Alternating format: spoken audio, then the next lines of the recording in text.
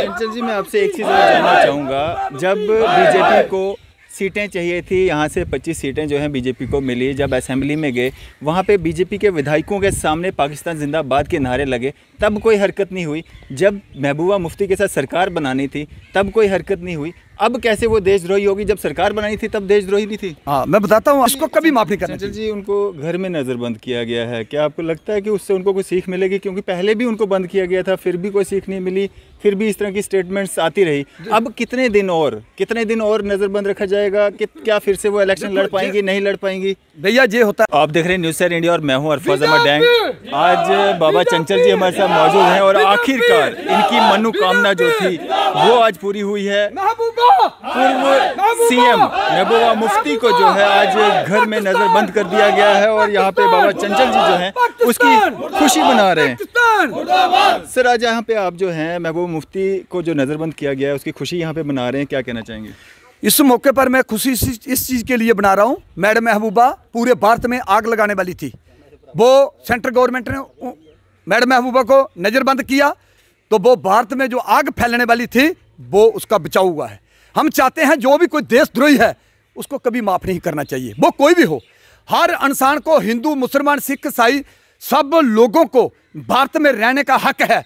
सबका ये भारत है, पर लेकिन ऐसे बेईमानों का या देशद्रोहियों का ये भारत नहीं है जो देशद्रोही की बात करें। जैसे गिलानी की मौत हुई, उसके शब्द पर पाकिस्तान के झंडे लगाए गए, पाकिस्तान का कफन डाला गया। भाई क्यों? आप खाते थे हिंदुस्तान की, गुण गाते हो पाकिस्तान के। मैं पूछना चाहता हूं, मैडम महबूबा बयान दे रही थी, इसको मुख्यमंत्री बनाने वाला कौन है? ये कैसे घटिया बयान थे इसके।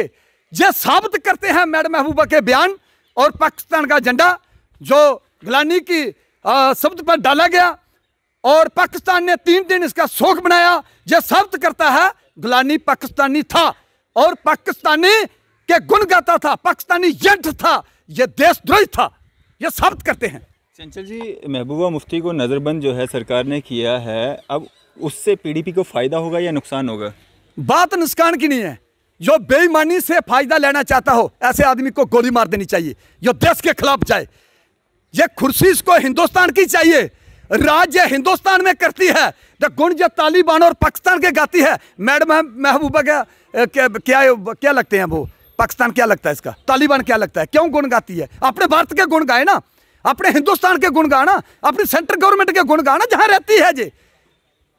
तो इसलिए ये देशद्रोही थी और देशद्रोही बातें करती है, इसको कभी माफ नहीं करना। चंचल जी, उनको घर में नज़रबंद किया गया है, क्या आपको लगता है कि उससे उनको कोई सीख मिलेगी? क्योंकि पहले भी उनको बंद किया गया था, फिर भी कोई सीख नहीं मिली, फिर भी इस तरह की स्टेटमेंट्स आती रही। अब कितने दिन और नज़रबंद रखा जाएगा? क्या फिर से वो इलेक्शन लड़ पाएंगी, नहीं लड़ पाएंगी? भैया ये होता है, जो कोई गलती करता है, कोई भी आदमी गलती करता है उसको सुधारा जाता है।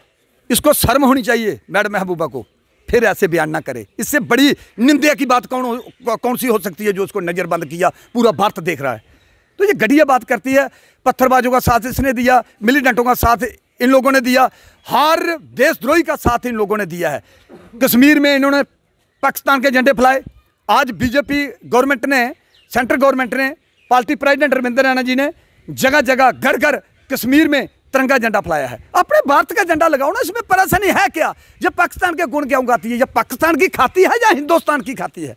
तो ये देखना चाहिए इसने। चंचल जी, मैं आपसे एक चीज़ जानना चाहूँगा। जब बीजेपी को सीटें चाहिए थी, यहाँ से 25 सीटें जो हैं बीजेपी को मिली, जब असेंबली में गए वहाँ पे बीजेपी के विधायकों के सामने पाकिस्तान जिंदाबाद के नारे लगे, तब कोई हरकत नहीं हुई। जब महबूबा मुफ्ती के साथ सरकार बनानी थी तब कोई हरकत नहीं हुई। अब कैसे वो देशद्रोही होगी? जब सरकार बनाई थी तब देशद्रोही नहीं थी। हाँ, मैं बताता हूँ आपको।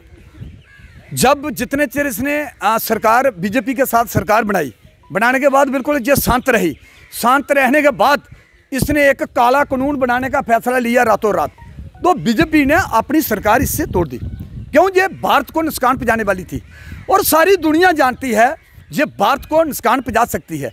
आप ये मुझे बताओ, ये मुख्यमंत्री थी जम्मू कश्मीर की, इसको शर्म नहीं आती देशद्रोहियों बातें करने? पाकिस्तान के गुण गाती है, तालिबान के गुण गाती है, ये क्यों गाती है?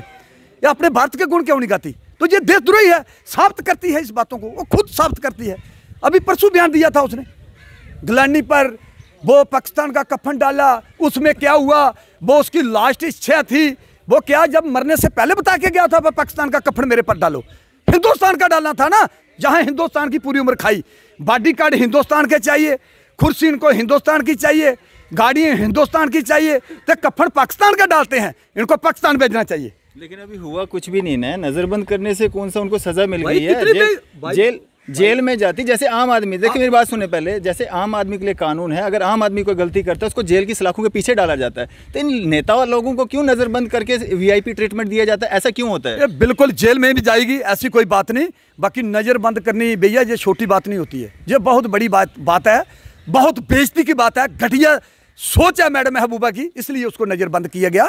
उसको शर्म होनी चाहिए। पूरा देश के लिए कोई भी बेइज्जती नहीं होती। अपने घर के अंदर वो रह रही हैं, बाहर नहीं निकलेंगी, इससे कौन सी बेइज्जती होगी उनकी? उससे तो उनका कश्मीर में, अगर हम बात करें, कश्मीर में उनका वोट बैंक बढ़ेगा। उससे क्या बीजेपी चाहती है कि उसका वोट बैंक बढ़े? इसीलिए उसको नजरबंद किया गया। इसको जेल भी भेजा जाएगा। अगर सेंट्रल गवर्नमेंट ने हमारी आवाज सुनी है ना, इसको जेल भी भेजा जाएगा।